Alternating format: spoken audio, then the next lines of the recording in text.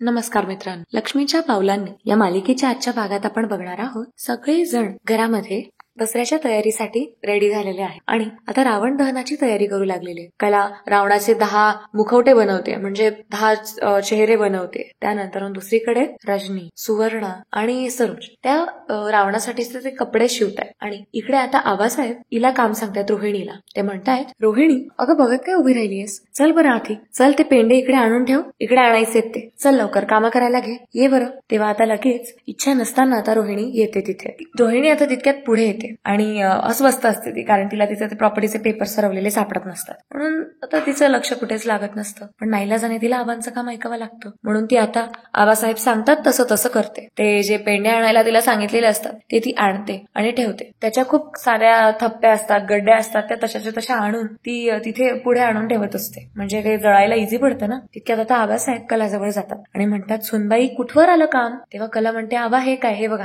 तयार आहे आराखडा, आता मी त्यांचे बाकी अवयव बनवते. तेव्हा आबासाहेब म्हणतात की वा वा वा, अगदी मस्त केलंस. आता कला, तुला दशाननाचा चेहरा बनवायचा आहे, पण त्यासाठी तुला डोळे बंद करावे लागतील. यावर कला म्हणते, पण असं का आजोबा? तेव्हा आता आबासाहेब म्हणतात, अगं दशानन म्हणजे 10 तोंड. ही 10 तोंड म्हणजे वासना, क्रूर, क्रोध, लोभ, मद, मत्सर, राग, अन्याय आणि अमानवता या सगळ्या वाईट वृत्ती आहेत. आता या सगळ्यांना जाळून आपण वाईटावर विजय मिळवायचा आहे. आता डोक्यामध्ये 10 अनिष्ट घेऊन असणारा हा दशानन संकट, दुःख आणि विकुष्ट मांडला जातो. त्याला बनवताना त्याच्याकडे बघून आपण आपलं मन कशामुळे डागळायचं, म्हणून त्याचा चेहरा बनवताना पाहायचा नाही, अशी परंपरा आहे आपल्या चांदेकरांच्या घराण्यात. तेव्हा कला म्हणते, ठीक आहे, मग तुम्हीच मला माझे डोळे बांधून द्या. तेव्हा आबासाहेब म्हणतात की ठीक आहे, थांब. तेव्हा आता आबा आपल्या हातात एक पट्टी घेतात आणि ती पट्टी कलाच्या डोळ्यांना बांधून देतात. आणि कला सुद्धा स्वेच्छेने डोळ्यांना पट्टी बांधून घेते. आणि पट्टी बांधून झाल्यानंतर आबा म्हणतात की हे बघ, ते कागद आणि ते आता सगळं तुझ्या पुढे सुरू कर.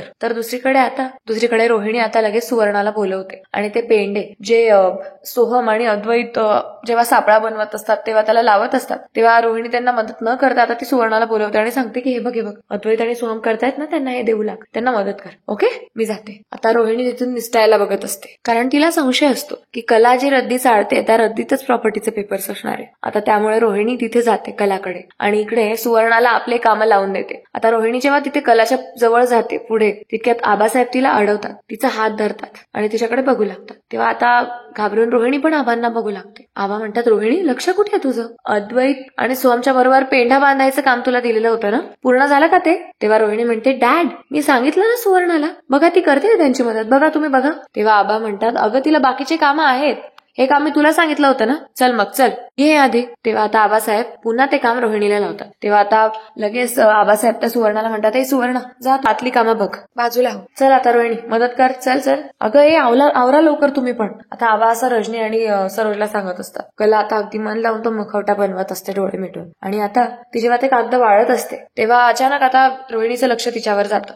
म्हणजे असंही ती लक्ष ठेवूनच असते, कारण तिचा जीव थोडा थोडा होत असतो. तेव्हा आता कला मुखवटा बनवण्यासाठी अगदी मन लावून काम करत असते डोळे मिटून. आणि म्हणजे तीच काय, रादर सगळेच अगदी मनापासून कामं करत असतात. आणि इकडे रोहिणी तिचं मात्र चित्त ठिकाणावर नसतं, कारण तिला ते पेपर्स सापडत नसतात. आता कला छानपैकी एक एक चेहरा सुद्धा बनवत असते. आता तिचा एक चेहरा बनवून होतो ज्याला ती अगदी छान मुखवटा लावते. तितक्यात आबासाहेब म्हणतात की कला झालं का? तेव्हा कला म्हणते, हो आबासाहेब, हो आता झालंय, एकदा हे बघता का कसं झालंय ते? तेव्हा आता सगळे जण बघू लागतात. सगळ्यांना ते खूप आवडतं, म्हणजे सगळ्यांना तो मुखवटा खूप आवडतो, खूप सुबक असतो. तेव्हा आबासाहेब म्हणतात की अरे वा, छान आहे की. तेव्हा आता कला म्हणते, मग मी आता माझ्या डोळ्यावरची पट्टी काढू शकते का? तेव्हा आबा म्हणतात की हो. तेव्हा आता आबासाहेब अद्वैत आणि सोहमला आवाज देतात, अद्वैत, सोहम, चला आता आपण दशानन पूर्ण करूया, या सगळ्यांनी इकडे. तेव्हा आता सगळे जण तिथे जमतात. कला तिने बनवलेला मुखवटा स्वतः जेव्हा बघते तेव्हा तिला तो खूप आवडतो. आता सगळे जण जमतात आणि दशाननाला पूर्ण करतात. सायंकाळची वेळ साधारण 8 वाजता. आता ते लोक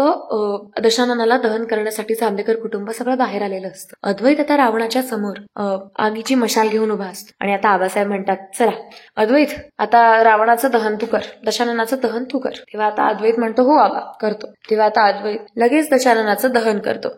आता सगळेजण ते दहन अगदी मन लावून बघत असतात. आता रावण जळत असताना म्हणजे रावण दहन होत असताना सगळेजण अगदी कुतूहलाने बघत असतात.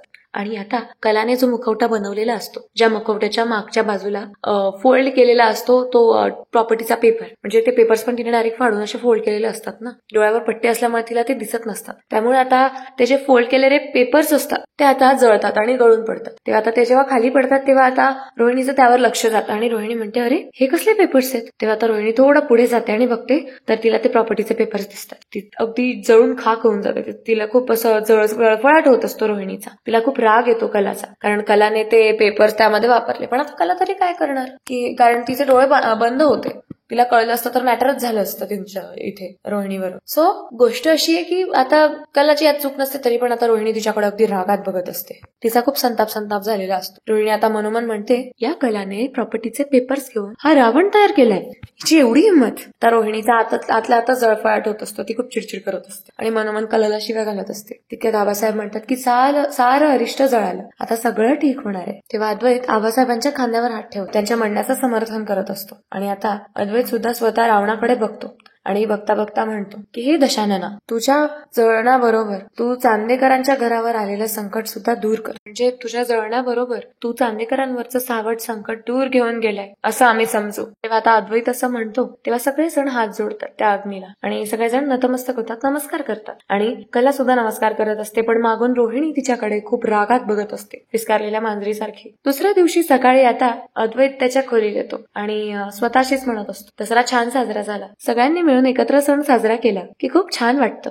दशाननाला जाळलं हे मे बी सिम्बॉलिक असेल, म्हणजे हे मे बी असं एक चिन्हात्मक असू शकतं. पण सगळी निगेटिव्हिटी जळाली, सगळी नकारात्मकता जळाली असं वाटतंय. म्हणजे निगेटिव्हिटी कमी झाल्यासारखं वाटतंय असं आता अद्वैत म्हणत असतो. फक्त आता ते शापाची कोडं सुटायला हवी असं अद्वैत म्हणत असतो. दुसरीकडे आता अद्वैतचा फोन वाजतो. तेव्हा अद्वैत फोन उचलतो आणि म्हणतो हॅलो. तितक्यात तिकडनं गुरुजी म्हणतात, नमस्कार अद्वैत साहेब. तेव्हा अद्वैत म्हणतो, नमस्कार गुरुजी, बोला. तेव्हा ते गुरुजी म्हणतात, ज्यासाठी फोन केला ते सांगतो, शापावर उपाय लवकरच मिळेल असं दिसतंय. तेव्हा अद्वैत हसतो आणि म्हणतो, काय सांगताय? हो, ही तर खूप चांगली बातमी आहे. तेव्हा आता गुरुजी म्हणतात की हो, आणि ही बातमी आबासाहेबांना लवकरात लवकर सांग, कारण उपाय देताना यापुढे अनेक गोष्टींमध्ये त्यांची आणि तुमची सुद्धा मला मदत लागणार आहे. तेव्हा अद्वैत म्हणतो, येस गुरुजी, आम्ही सगळी मदत करू. ऍक्च्युली तुम्ही हे सांगितल्याने खूप मोठा दिलासा मिळाला आणि ऍक्च्युली शापाला तोडगा मिळतोय हा खूप मोठा दिलासा आहे आबांसाठी. त्यांना मी लवकरात लवकर ही बातमी सांगतो. तेव्हा ते गुरुजी म्हणतात की हो ठीक आहे. तेव्हा अद्वैत म्हणतो, थँक्यू सो मच असं म्हणत जेव्हा अद्वैत मागे वळतो तेव्हा त्याला त्याच्यासमोर कला उभी दिसते. कला आता त्याच्याकडे निरखून बघत असते आणि अद्वैत आता घाबरतो. अद्वैत आता विचारात पडतो की ना ऐकलं तर नसेल. तेव्हा कला म्हणते, काय झालं, कोणाशी बोलत होतास, कोणाचा फोन होता, काय सांगायचंय आणि आजोबांना. तेव्हा अद्वैत म्हणतो, कुठे काय. तेव्हा आता कला म्हणते, अरे आता फोनवर बोलत होतास ना तू कोणाशी तरी, काय बोलत होतास. तेव्हा अद्वैत म्हणतो, हा ते म्हणजे काय झालं ना की. तेव्हा अद्वैत म्हणतो, काय झालं सांग ना, कोणाचा फोन होता, काय बोलत होता तू, कोणाशी बोलत होतास आणि काय झालंय, काय सांगायचंय काय आजोबांना. तेव्हा अद्वैत म्हणतो की ते ऍक्च्युली क्लायंट आहे, त्यांना आबांबरोबर ऍक्च्युली काहीतरी काम आहे, त्यांना त्यांच्याशी बोलायचंय, सो त्याबद्दलच बोलला. म्हणते, चांदेकर तू काहीतरी लपवतोयस माझ्यापासून, तू माझ्या प्रश्नाचं उत्तर देत नाहीयेस, नक्कीच तू काहीतरी लपवतोयस. तेव्हा आता अद्वैत चिडतो आणि म्हणतो, अरे मी कशाला काही लपवू, नेहमीच तुझं हे शंका घेणं असतं, म्हणजे नेहमीच तुला शंका वाटत असते मी काहीतरी लपवतोय. तुझं हे शंका घेणं बंद करा. किती प्रश्न विचारतेस समोरच्यावर आणि मी कोणाशी काय बोलतोय काय करतोय त्याचं तुला काय करायचंय.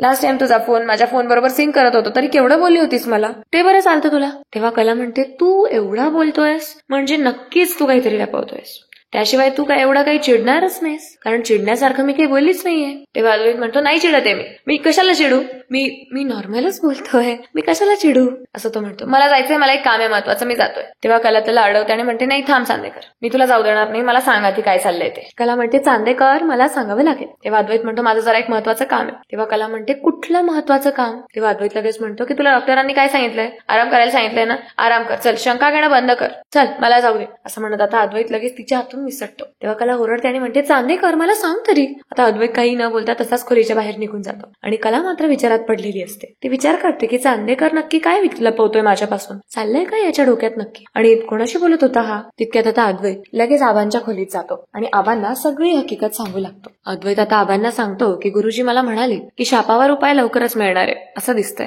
तेव्हा आता आबासाहेब जेव्हा हे सगळं अद्वैतच्या तोंडून ऐकून घेतात तेव्हा आबासाहेब म्हणतात, अद्वैत अरे आता सगळं हळूहळू सुधारणार आहे. तेव्हा अद्वैत म्हणतो, हो आबा, देवी आई तुझ्या कृपेनेच सगळं घडतंय. ज्या गोष्टी बिघडल्यात आता त्या मार्गी लाव बाई, असं आबासाहेब देवी आईला प्रार्थना करत असतात हात जोडून. आता आबासाहेब पुढे म्हणतात, अद्वैत चल चल चल. अद्वैत म्हणतो, पण आबा आपल्याला जायचं कुठे, सांगा तरी. हा, तेव्हा आबासाहेब म्हणतात, अरे चल चल सांगतो मी, चल. असं म्हणत ते दोघं जण कुठेतरी आता जातात. तर दुसरीकडे रोहिणी आता किचन मध्ये सुवर्णाचं डोकं खात असते. ती म्हणते, अगं एक ब्लॅक कॉफी बनवायला तुला एवढा वेळ लागतोय का सुवर्णा, दे ना लवकर. तेव्हा सुवर्णा म्हणते, हो मॅम देते. तेव्हा आता लगेच रोहिणी मनोमन विचार करत असते की मला आता या कलाचा जीव घ्यावासा वाटतोय. ही कला या चांदेकरांच्या घरी आल्यापासून माझ्या आणि माझ्या मुलाच्या वाईटावरच उठलीये. ती इकडून नाहीशी झाली पाहिजे, असं काहीतरी झालं पाहिजे की तिची वाट लागेल. तितक्यात आता कला अगदी आनंदात खाली येत असते, खाली उतरून येत असते. आणि आता रोहिणी तिला येताना बघते. रोहिणी आता फोनवर बोलायचं नाटक करते आणि लगेच वरती जाऊ लागते. कला तिला जेव्हा येताना दिसते तेव्हा आता रोहिणी मुद्दामून जाते आणि कलाला धक्का मारते. तेव्हा आता रोहिणी जाणून बसून तिला धक्का मारते आणि कलाचा पाय सरकणार असतो, कला पडणार असते. कला मागच्या मागे जर गेली असती तर तिच्या डोक्यालाच दुखापत झाली असते. अशा पद्धतीने ती पडणार असते. पण तितक्यात आता कला जेव्हा पडणार असते हे बाकीच्यांना दिसतं तेव्हा सरोज लगेच कला असं म्हणत उठते. तीच काय, सरोज आणि रजनी दोघं सुद्धा आता तिथे येतात आणि इथे घाबरून जातात. तितक्यात कला पडणार असते तोपर्यंत अद्वैत तिला झेलून येतो, तो तिला पकडून घेतो. आबासाहेब म्हणतात, कला. तितक्यात अद्वैत तिला सावरून घेतो आणि आता ते दोघं जेव्हा एकमेकांना म्हणजे पकडून असतात तेव्हा आता ते दोघं एकमेकांकडे बघून हसत असतात. त्या दोघांमध्ये आता जवळीक होत असते आणि सगळेजण ती जवळीक बघून हसत असतात. आता सरोज हसत खाली मान घालत असते आणि रजनी पण. तेव्हा आता कला आणि अद्वैत लगेच भानावर येतात. म्हणजे कला हसत असते अद्वैतकडे बघून जेव्हा त्याने तिला पकडलेलं असतं. पण इतक्यात तिचं लक्ष जातं घरातल्या मोठ्या माणसांवर. तेव्हा ते लगेच सावध होते आणि ते लगेच आता मागे होतात. तेव्हा अद्वैत म्हणतो, अगं तुला आराम करायला सांगितला होता ना, मग इथे काय करतेस. तेव्हा कला म्हणते, अरे पण मी तुलाच बघत खाली आले ना, तो कुठे गेलायस ते बघायला. तेव्हा अद्वैत म्हणतो, अरे मी कुठे जाणार आहे, हा कुठे जाणार बरं मी. हे बघ तुझा अशक्तपणा काही कमी होत नाही म्हणून मी अशी पडतेस, तू जा बघू वर जाऊन आराम कर, निघ. तेव्हा कला म्हणते, अरे पण. तेव्हा अद्वैत म्हणतो, आता पण नाही आणि बीड नाही, वर जाऊन आराम करायचा, सरळ सरळ जा, पळ जा, चला वर. तेव्हा आता कला वर जाऊ लागते. अद्वैत म्हणतो, सावकाश, हळूहळू जा. तेव्हा कला आता मागे वळून बघते. तेव्हा अद्वैत म्हणतो, थांबू नकोस, जा बरं, पळ. तितक्यात आता रोहिणी वर जाणार असते आणि ती आता तिथूनच परत फिरते आणि खाली उतरते. तेव्हा आता सरोज तिला विचारते, रोहिणी अगं असं अचानक कसं काय तोल गेला तुझा. तेव्हा रोहिणी म्हणते, अगं वहिनी साडीमध्ये पाय अडकला ना म्हणून झालं असेल कदाचित. तेव्हा सरोजचा तिच्यावर संशय असतो. तितक्यात आता लगेच आडव्या गोष्टी लावत रोहिणी म्हणते, पण मला एक कळत नाहीये की या घरामध्ये काही सरळ करायला गेलं तर असं वाकडं वाकडं का होतंय. तेव्हा सरोज म्हणते, अगं त्याचा काय संबंध इथे रोहिणी. तितक्यात आबासाहेब म्हणतात, बरं बास पुरे, आता सोडा ती खंत. आता हे बघा माझ्या डोक्यात आहे की आपण मदतगारांना अन्नदान करूया. तितक्यात रजनी म्हणते, आबा एवढं एकदम अचानक का. तेव्हा आबासाहेब म्हणतात, माझी इच्छा येत आहे. तेव्हा रजनी म्हणते, हा पण म्हणजे आजच करायचंय का. नाही कारण तयारी वगैरे करायला लागेल ना म्हणून विचारलं. तेव्हा आबासाहेब म्हणतात, हे बघा काहीही करूया पण सगळ्यांनी मिळून कामाला लागूया, पण तयारी करायची आहे आणि अन्नदान आजच झालं पाहिजे. तेव्हा आता लगेच रजनी म्हणते की बरं चालेल. तेव्हा आता रजनी सरोज सोबत डिस्कस करते की आता पुढचं काय काय करायचंय ते. तितक्यात आता आबासाहेब मनोमन म्हणत असतात की अन्नदान हे श्रेष्ठदान आहे. एका बाजूने अन्नदान केलं आणि दुसऱ्या बाजूने तोडगा सुटला तर ते चांदेकरांवर आलेलं संकट लवकरच दूर होईल, असं आबासाहेब म्हणत असतात. तर दुसरीकडे आता संगीताच्या घरी म्हणजे कलाच्या माहेरी संगीता काहीतरी चहा बनवत असते. दिनकर पेपर वाचत असतो आणि इकडे काजल बसलेली असते. काजलचा फोन वाजतो आणि काजल फोन उचलते आणि बोलायला लागते, हा आले 2 मिनिटात आले, लगेच. आता काजल लगेच उठते आणि जाऊ लागते. तितक्यात आता काजल दिनकरला म्हणते, बाबा आपण 2 मिनिटात लगेच बाहेर जाऊन येतो, म्हणजे मी आत्ता गेले आणि आत्ता आले, पटकन आलो. तितक्यात आता संगीता म्हणते, पोरीच्या जातीने पोरीसारखं वागावं, लग्न ठरतंय ना आपलं, हा उथळपणा वास झाला आता. तेव्हा आता लगेच काजलच्या डोळ्यात पाणी येतं. तिच्या डोळ्यातून लगेच घळाघळा अश्रू गळू लागतात आणि आता लगेच ती कॉल करते. ज्या नंबर म्हणजे ज्या कोणाचा कॉल होता त्यांना लगेच कॉल करते आणि म्हणते की नाही येते आपण, तुम्ही सगळे जा. आता फोनवर बोलून फोन झाल्यानंतरून फोन कट केल्यानंतरून आता अश्रू पुसत लगेच काजल म्हणते की नाही जाते आपण कुठे, असं म्हणत आता काजल लगेच तिच्या खोलीत चालली जाते. तोपर्यंत दिनकर म्हणतो, काजल अगं थांब. आता काजल मध्ये तशीच निघून जाते आणि दिनकरला पण खूप चुकीचं वाटतं. तितक्यात दुसरीकडे आता घरामध्ये सगळे चांदेकरांच्या घरात सगळे कॉफी पित असतात. आबा, अद्वैत, रोहिणी, रजनी, सरोज. आता ते सगळे कॉफी पिता पिता आता लगेच आबासाहेब त्यांना म्हणतात, बरं रजनी सुवर्णाला काय काय आणायला सांगायचंय त्याची यादी करून ठेव. तेव्हा रजनी म्हणते की हो, आणि हो सगळा सामान जास्त असेल तर अजून कोणाला पाठव, असं आबासाहेब म्हणतात. आबा पुढे म्हणतात की आणि माझ्या बँकेतून पैसे कोणी काढून आणू शकेल का, त्या मदतकऱ्यांना आपण काहीतरी पैसे पण देऊया. तितक्यात आता लगेच रोहिणीचे डोळे चकापतात. तिला लक्षात येतं की आपल्याला राहुलला पण पैसे द्यायचे. तेव्हा आता लगेच रोहिणी म्हणते की डॅड मला आता असंही बाहेरच जायचंय, म्हणजे तशी मी बाहेर जाणारच आहे तर मी आणते ना. तेव्हा आता आबासाहेब म्हणतात ठीक आहे, मग आता एक काम कर, माझ्या बँकेची स्लिप घेऊन ये, मी तुला ती भरून देतो आणि पैसे घेऊन ये, ठीक आहे. तेव्हा रोहिणी म्हणते की हो हो आणते. तेव्हा आता रोहिणी लगेच ती स्लिप आणायला जाते. तर दुसरीकडे आता आबासाहेब रजनीला म्हणतात, रोहिणी यादी करायला घे, सगळं काय लागतंय नाही ते लिहून घे. तितक्यात रजनी म्हणते, सुवर्णा अगं पॅड आणि पेन घेऊन ये, यादी करायची आहे काय काय लागतंय त्याची. तर दुसरीकडे आता रजनी स्लिप घ्यायला खोलीत आलेली असते आबांच्या, आणि मनोमन ती स्लिप बघत म्हणत असते, या कलाने प्रॉपर्टीचे पेपर्स जाळले, म्हणजे कलामुळे प्रॉपर्टीचे बनलेले पेपर्स वाया गेले. आता वकील साहेबांना पुन्हा एकदा रिक्वेस्ट करून नवीन पेपर्स बनवायला सांगते. त्यावर डॅडची ही सही म्हणजे चांदेकरांचं शिखर माझ्या मालकीचं होईल. म्हणजे आता एका तीरने दोन निशाणे मारत असते ही रोहिणी. ती आता काय करते, कार्बन असतो तिथे, तो कार्बन फाडते आणि तो त्या स्लिपच्या खाली सेट करत असते. आणि खाली त्या स्लिपच्या खाली तो कार्बन सेट झाल्यानंतर आता लगेच रोहिणी विचार करत असते की आता ही डॅडची सही मला प्रॉपर्टीच्या पेपर्सवर सही करण्यासाठी कामा येईल. म्हणजे डॅडची सही आता या पेपरवर उतरेल आणि तीच मला प्रॉपर्टीच्या पेपर्सवर वापरावी लागेल. म्हणजे रोहिणी आता हा असा सापळारचत असते. तितक्यात आता इकडे हॉलमध्ये आबा, रजनी, सरोज डिस्कस करून यादी बनवत असतात. एक एक गोष्ट ते डिस्कस करत असतात आणि त्या गोष्टी रजनी लगेच लिहित चालत असते यादीमध्ये. आणि आता फायनली रोहिणी खोलीतून बाहेर येते, ते स्लिप घेऊन, बँकेची स्लिप घेऊन, आणि ते आबासाहेबांना देते. ती म्हणते, डॅड हे घ्या. आता रोहिणी म्हणते, डॅड अमाऊंट टाकून साईन करा. तेव्हा आता आबासाहेब अमाऊंट टाकतात आणि आपली सिग्नेचर करत असतात. आबा ती सिग्नेचर करत असतात, त्यामुळे कोणाचंच लक्ष नसतं. आता काय होतं, अद्वैत मोबाईल मध्ये बघत असतो आणि मोबाईल मध्ये बघत असताना त्याचा तो न्यूजपेपर घ्यायला जातो आणि न्यूजपेपर घेत असताना त्याचा हात आपल्या बाजूला असलेल्या तो फोर्कचं स्टँड असतं ना चमचे ठेवायचं, त्याला हात लागतो. आणि तो हात लागल्यानंतर आजोबांच्या समोर असलेल्या पाण्याचा ग्लास, त्याला तो म्हणजे ऑब्व्हियसली त्याचा हात त्या स्टँडला लागतो. ते स्टँड पडतं पाण्याच्या ग्लासावर आणि ते पाणी सरळ सरळ आबांच्या अंगावर पडतं आणि आबांच्या समोर असलेले ते पेपर, समोर असलेल्या त्या स्लिप बँकेच्या, त्या खाली पडतात आणि त्यातून कार्बनही बाहेर येत. आता सगळेजण आबांकडे बघत असतात की अरे हळूहळू सावकाश सावकाश वगैरे, कोणाचं लक्ष खाली त्या स्लिपकडे जात नाही. आता कोणी बघत नाहीये हे कळताच रोहिणी लगेच त्या कार्बनवर पाय देते आणि खात्री करते की कोणी पाहिलं तर नसेल ना, नाहीतर माझं पितळ उघडं पडेल. सो आता कोणी बघत तर नसतं, पण आता ही सावध झालेली असते रोहिणी. ती आता लगेच ते उचलायला घेते, ती स्लिप उचलते आणि अद्वैत लगेच आबासाहेबांना म्हणतो, आबा तुम्ही ठीक आहात ना. आता अद्वैत ते खाली पडलेले चमचे नीट उचलतो आणि सगळं नीट रचू लागतो. आबांना काही लागलं नाहीये ना ते बघतो. इतक्यात रोहिणी ती स्लिप उचलते आणि म्हणते, डॅड ठीक आहात ना तुम्ही, तुम्हाला लागलं नाही ना. तेव्हा आबा म्हणतात की हो मी ठीक आहे. तेव्हा आता अद्वैत म्हणतो, सॉरी माझ्याशाने चुकून ते सटकलं. तेव्हा आता कोणी काही बोलत नाही अद्वैतला. आता आबासाहेब बँकेच्या स्लिपवर अमाऊंट टाकत असतात, अकाउंट नंबर टाकतात आणि आपली सही करत असतात. आणि रोहिणी पुन्हा एकदा म्हणते, या अद्वैतमुळे माझा नवा कोरा प्लॅन पुन्हा एकदा फसला. रोहिणी अगदी रागात अद्वैतकडे बघत असते. आता होतं असं की आबासाहेबांचं सिग्नेचर करून होते. आता आबासाहेब ती स्लिप जी असते ती घेतात आणि लगेच रोहिणीला देतात आणि म्हणतात की पटकन जा आणि पैसे घेऊन ये, ठीक आहे. तेव्हा आता लगेच रोहिणी ती स्लिप घेते आणि तशीच तिथून निघून जाते. आता तिला नाईलाजाने बँकेच्या चक्कर मारावे लागतात. तर दुसरीकडे आता संगीताची चिडचिड होत असते. संगीता भाजी कापता कापता तिचीच चिडचिड करत असते. तिला रडायला पण येत असतं, पण तिची चिडचिड पण होत असते. आता तिची होणारी चिडचिड आणि रडणं बघून दिनकर तिला म्हणतो, संगी काय ग, काय झालं तुला. तेव्हा संगीता म्हणते की अहो मनात नाही तरी पण मुलीला दाबणीत ठेवावं लागतंय, पळवावं लागतंय. खूप काही बोलून जाते मी तिला आजकाल, माझा राग ताब्यातच ठेवता येत नाहीये मला. यावर आता दिनकर म्हणतो, हे बघ संगी, आपली मुलगी चुकलेली आहे मला मान्य आहे, तिला आपण सुधरवायला हवं, संधी द्यायला हवी हे पण मला मान्य आहे, पण संगी ती कोलमडून जाईल असं तर आपण वागता कामा नये ना. काही पण झालं तरी आपण आईबाप आहोत तिचे. तेव्हा आता लगेच संगीता म्हणते, आणि मी कोण आहे, मी कोलमडून जाते ते नाही दिसत आहे का तुम्हाला, ते कोलमडून जाते म्हणे. तेव्हा आता संगीता खूप रडू लागते. तेव्हा दिनकर उठतो आणि म्हणतो, संगी तू बस बरं, शांत हो, बस खाली बस, रडू नको आणि शांत हो, सांभाळ अगं स्वतःला. हे बघ मला पूर्णपणे कळतंय की तुझ्या मनात काय चाललंय. माझं पण मन काही कमी अस्वस्थ नाहीये ग. तुझं आईचं मन असलं तरी पण माझं पण काळीज बापाच आहे ना. हे बघ तुझं बोलणं, तुझं वागणं जर पोरीने मनाला लावून घेतलं आणि उगाच जीवाचं काही बरं वाईट केलं तर, तिचं वय नाजूक आहे, आताच्या परिस्थितीत ती एकटी आहे, आपण तिला आधार द्यायला पाहिजे ना. तुला त्रास झाला तर तुला आधार द्यायला मी आहे, मला त्रास झाला तर मला आधार द्यायला तू आहेस, पण ती तर एकटी आहे ना, तिला आपला बिगर कोण आहे दुसरं, तिचा पण विचार करायला पाहिजे ना. काय शांत हो, रडू नको, नीट विचार कर, काय हो ना.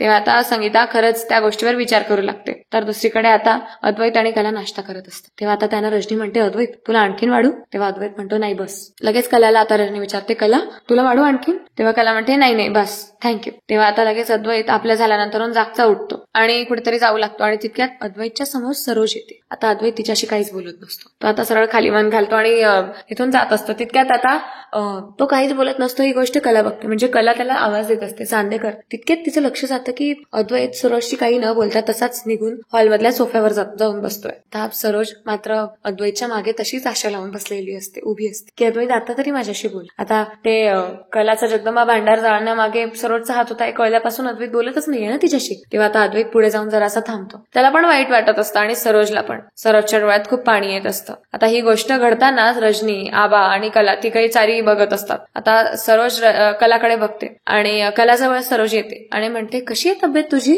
तेव्हा कला म्हणते, ठीक आहे आता सरोज मॅडम. सरोज म्हणते, तुला ताप वगैरे नाहीये ना? तेव्हा कला म्हणते की नाही. चांदेकर इकडे ये ना. तेव्हा अद्वैत म्हणतो, बोल ना काय झालंय? तेव्हा आता सरोज पुन्हा अद्वैतकडे मोठ्या आशेने बघत असते.